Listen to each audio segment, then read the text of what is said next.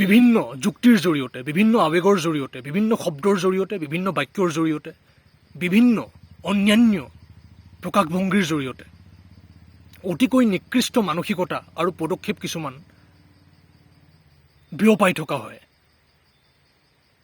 সেইবোৰৰ বহুতো সমৰ্থকো গোটাই ল'ব পৰা যায়।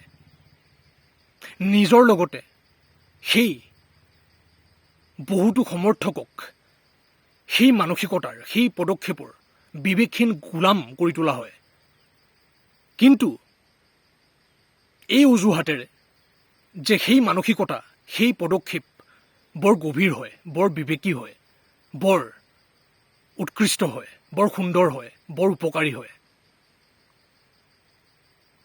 আনৰ লগতে নিজক কাৰাগাৰত বন্দী কৰি ৰখা হয়, সুখ পাম বুলি গণ্য কৰি।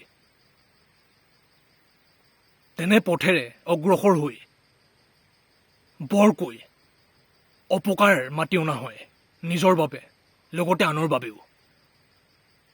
বুজিব লাগিব বিবেচনাৰ জৰিয়তে, উচিত অৰ্থত বিবেকী হৈ, যে নিকৃষ্ট মানসিকতা আৰু পদক্ষেপ কোনবোৰ হয়, যাতে সেইবোৰৰ গোলামীৰ পৰা ক্ৰমান্বয়ে শুধৰণিৰ দিশে, মুক্তিৰ দিশে অগ্ৰসৰ হ'ব পাৰোঁ। মানৱীয় অপূৰ্ণতাৰ জৰিয়তেই প্ৰয়াস কৰি যাওঁ আহক, যাত্ৰা চলাই যাওঁ আহক।